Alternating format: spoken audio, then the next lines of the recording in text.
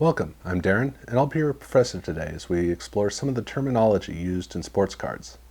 Now, when we think about sports cards in the traditional sense, we think about a set of cards that covers an entire league with players that are essentially stars or high-performing players, either set together in different teams or in a random assortment, but all together in one big set, probably with a checklist at the end, and maybe what we would term an insert set.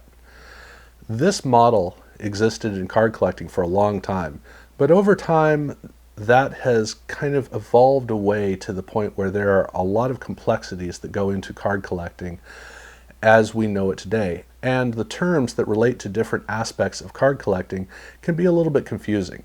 Every once in a while you'll hear one term used to refer to something else. So I wanted to go through some of the more common terms that we encounter so that we can all be pretty much on the same page. The first term I wanted to go into regards sets. And specifically there are 4 different types of sets. There's a base set, a subset, an insert set, and a parallel set. There are little variations that go on, including variations. And I'll talk a bit about variations later on, but those 4 different categories are the main ones I want to talk about.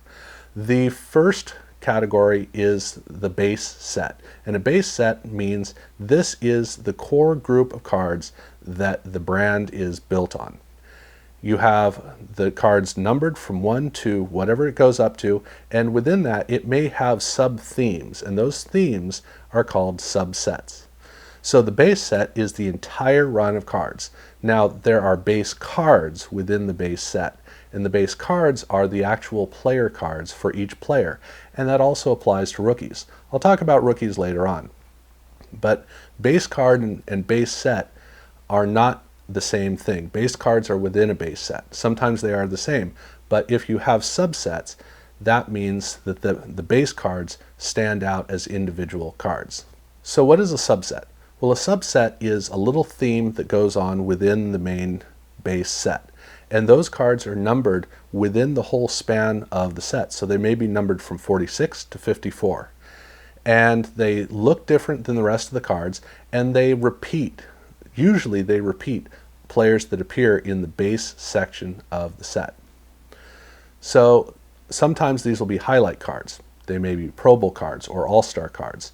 They may be league leader cards.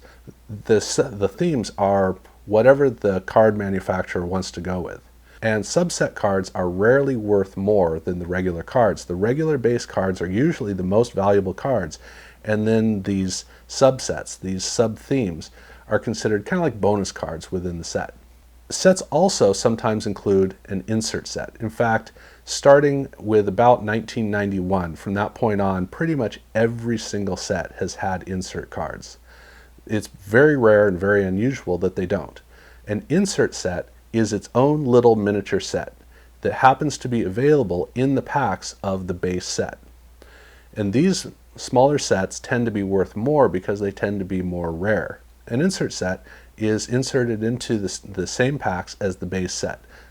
Since they stand alone and act as their own sets, and because they're more rare, they tend to be worth significantly more, and they're not treated as a part of the base set. So if you buy a complete set, you're going to get the base set with all the subsets in it, but you will very rarely get any of the insert cards that go along with it. Now there is a 4th category, a 4th type of set, and that is the parallel set. And the parallel set is the base set with a different variation on it. Sometimes the parallel set will not include the subsets within the base set. Other times it will include it. But basically it's the same card as the base card, except they make a variation of maybe a different colored gold foil or a different treatment of the entire card. Sometimes they'll have jerseys in them. Sometimes they'll have autographs on them. But every single card in the parallel set looks the same and acts the same as the base card, except they're done with a slight difference that makes them stand out and makes them more unique. And parallel cards are inserted in the same way that insert cards are. They are extra cards on the side that stand alone from the base set that are pretty much always worth more. Now sometimes you'll run into a second set within the same packs. And this is primarily what Pacific was doing in the mid-1990s, where they will have the base set and then they'll have a whole nother set that's maybe 100 cards in size. Or in the case of 1997 Philadelphia, it's actually a pretty substantial set. And so it's kind of like getting a whole bonus set alongside. It's not technically an insert set, and it's not at all a parallel set. So it is a second set, but those are very rare to encounter. So normally it's going to be one of the four categories: base set, subset within a base set, insert set, and parallel set. And in the new millennium, a new kind of card popped up, which is called the variation. A variant, version, and it's usually listed as an SP. But basically it is the exact same card, but they just changed the picture and they inserted them in more rarely like a parallel, but it's not officially a parallel. Variations come in various different forms. It can be just a regular base card that's done with a separate picture, or like in the case of Prestige, they actually changed some of their rookie cards to have the draft photo on them. So variation cards can be done either as a largely across the board set, or it can be done as just a couple of cards that get changed for the fun of finding new and unusual cards in sets. But variation cards are not actual sets. They are collectible, but they don't tend to have themes, and they don't tend to have an order or a defined way of distinguishing one card from another. And these usually end up becoming interesting chase cards where you're trying to figure out which version of a card it is, which just adds to the fun, essentially, of card collecting. But it can also be a bit confusing and frustrating, because if you don't have examples where you can tell this one versus that one, then you're stuck looking at cards and just trying to figure out what in the world you're looking at. So that is an exception to the rule. Now, I also wanted to talk about rookie cards. And rookie cards are something that can be kind of confusing in a different way, based upon what you're expecting. So prior to the year 1989, sets were basically yearbooks, which meant we're looking back at the year before and we're telling you who was successful in that year. And then in 1989, with Score and eventually Pro Set and NBA Hoops, they started adding draft pick players into their sets. And this was a really cool thing that you can do in basketball and you can do in football, but you can't really do in baseball because of the minor league system.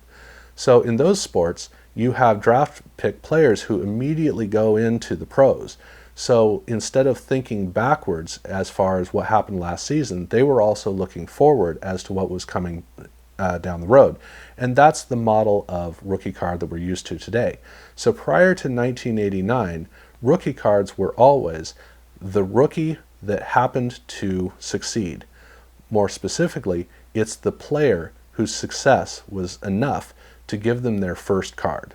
And that will still happen after 1989 here and there. But prior to 1989, a rookie card simply means this is the first card of a successful player. And you'll see, say, a Christian Okoye card that will say Super Rookie on it. And by saying Super Rookie, all they're saying is that in this was their first year, and of the rookies, they were a really standout rookie. It's not a distinguished rookie card because they also had All-Pro cards, which meant that this player also happens to be an All-Pro. There's nothing special about it. It's just what happens to be on the card. So the rookies as we know them today are usually draft pick rookies, meaning these are all the players to watch for the upcoming season. Because it says RC, because it says rookie card in a price guide, that doesn't necessarily mean that it's a subset. Sometimes it can just be a player card. So if you look at some sets like Topps Gold Label, all the rookies look like all the veterans. There's no distinguishing factor in these rookies.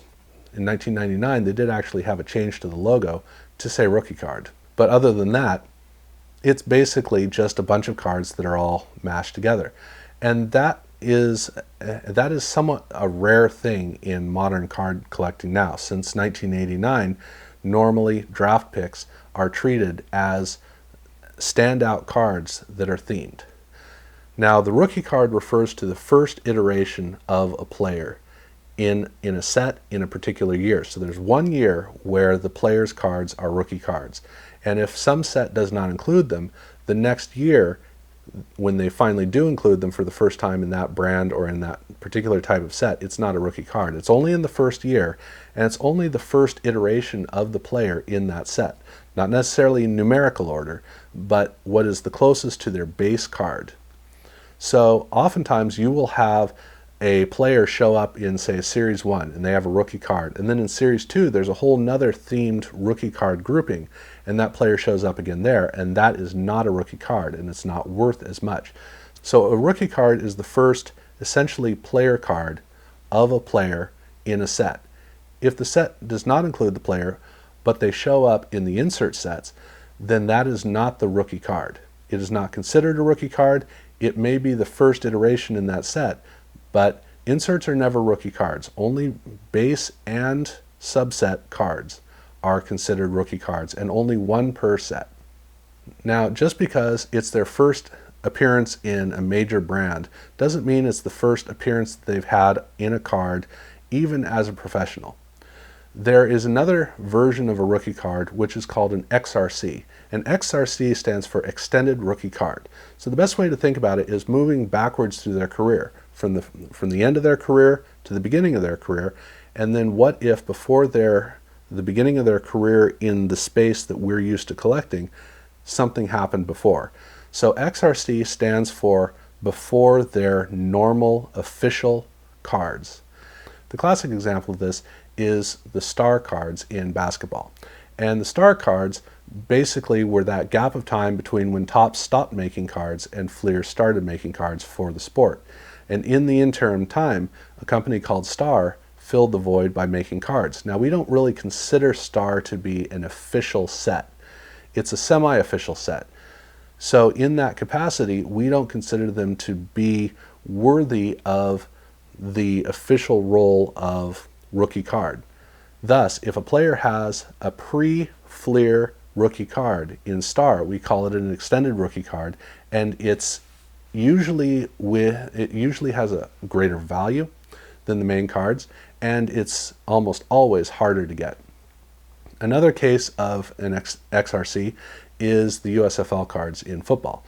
So in the 1960s, the AFL was founded, and the AFL stood alongside the NFL as competing leagues, but the AFL was able to compete as an equal, and eventually they joined together. So as far as we're concerned, it's kind of like the two versions of the NFL, like Major League Baseball's American and National Leagues. So any AFL rookie card is a rookie card. But the USFL did not operate that way, even though it was able to get some unusually high star caliber players into the league and was pretty decent. We still don't consider it to be an official league. In the same way that the Arena League and the XFL and the WLAF were never quite full leagues, so they're almost like minor leagues to us. And thus, the USFL cards, the rookie cards in there are considered XRCs. They're not considered official RCs. Thus, players like Steve Young and Jim Kelly have a 1986 official rookie card, but they also have a 1984 or 1985 XRC. So XRC is kind of like a bonus. It's an extra opportunity that we have to collect cards, but it's not considered official rookie cards. And as I said, as far as post-1989 cards, normally we have draft pick cards, but not always. In the same way as prior to 89, you're still going to have players that are going to earn the right to finally have a card. So players like Jeff Blake or Ben Coates, they suddenly were successful enough that people took notice and they got cards that were not part of the draft pick collection. And those cards are equal rookie cards to the traditional draft picks. There's no difference between them, and it can throw some people off. In the case of Kurt Warner, it really got confusing because some of his cards are base cards and some of them are rookie-themed cards. They're all rookies. There's no difference between them. It's just that they kind of got confused in terms of the theming. So a rookie card is merely the first player card for a rookie, and it can apply to a subset or a base card treatment, but it is within the base set itself that this happens It only happens once per player per base set, and inserts do not apply. XRC stands for a rookie card prior to the traditional professional card collecting time for a player. So that's basically what these terms are used for.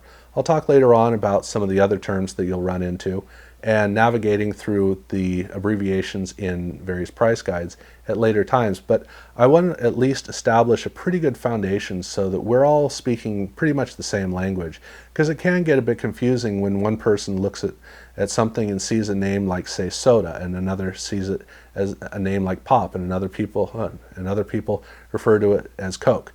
And we're all saying the same thing, but we're using terms that means one thing to one person, but something to somebody else entirely. So it's nice to get on the same page. So let me know if you're familiar with different terms, that you use them, you hear them for some of these same concepts as I've talked about. Tell me if there are variations to these categories that I didn't get into that you'd like to know a little bit more about, or you wanted to make sure that people knew about, because ultimately there is a wide range of how we term things, and there are official terms and then there are colloquial terms, and it'd be good to learn more about the colloquial and make sure that we know enough about all of the major terms. So please let me know in the comments below if there's anything more to add to this, and I hope that you'll like this video and subscribe to my channel, and please look out for future videos, and thank you.